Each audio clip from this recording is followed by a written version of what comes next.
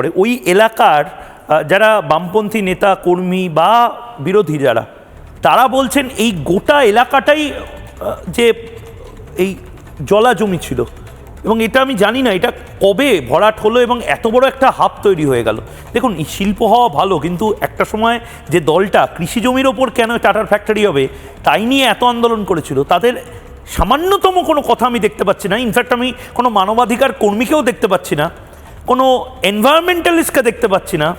ওই কোনো কেন হোলির দিন রং খেলা হচ্ছে, দীপাবলির দিন কেন বাজি ফাটানো হচ্ছে, যে কর্মীরা হঠাৎ করে রুদালি কান্না কাটতে চলে আসেন না, তাদেরকেও দেখতে পাচ্ছি না। কেন বলুন তো? দেখুন ওখানকার আঞ্চলিক লোকেরা কি বলছে। গোডাউনটা পুড়ে গেছে, ওই গোডাউনের মালিক বা ডেকোরেটার্স সংস্থার মালিক গঙ্গাধর দাস অ্যারেস্ট হয়ে গেছে। ওই জমিগুলো কি জমি ছিল?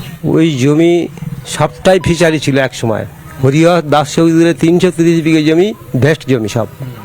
সেই জমি বামপন্থীর আমলে সব কৃষকদের মধ্যে বন্টন করা হয়। কিছু জমি বিভিন্ন সংস্থা আসলে তাকে ল্যান্ড কমিটির সিদ্ধান্ত অনুযায়ী বিডিও থেকে বিএলও থেকে যেমন এদেরকে দেওয়া ছিল, হাওড়া বনসৃজনকে দেওয়া ছিল 25 একর 61 শতক জমি। ছেলেখেলা 25 একর মানে বিঘে হলে 75 বিঘা জমি টোটাল দেওয়া ছিল সবটা। সেই জমির মধ্যে অবশ্যই পুড়ে যাওয়া গোডাউন আছে, আর অনেক কিছু বেআইনিভাবে তৈরি হয়েছে, যা একটা কোনো প্ল্যান অ্যাপ্রুভ নেই।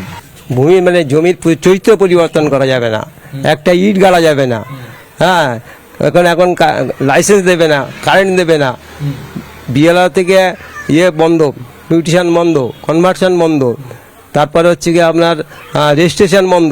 তবু হয় কি করে এগুলো? সরকারি ঘুমোচ্ছে? হচ্ছে কি করে? সবাই তো যোগ আছে, শাসক শ্রেণী থেকে আরাম করে সবাই যোগ আছে, অবাধে চোখে ওদের টাকা লুট হচ্ছে। প্রত্যেকটাই তো যুক্ত বলছি, কে নেই? প্রধান না থাকলে হয় নাকি? সদস্য না থাকলে হয় নাকি?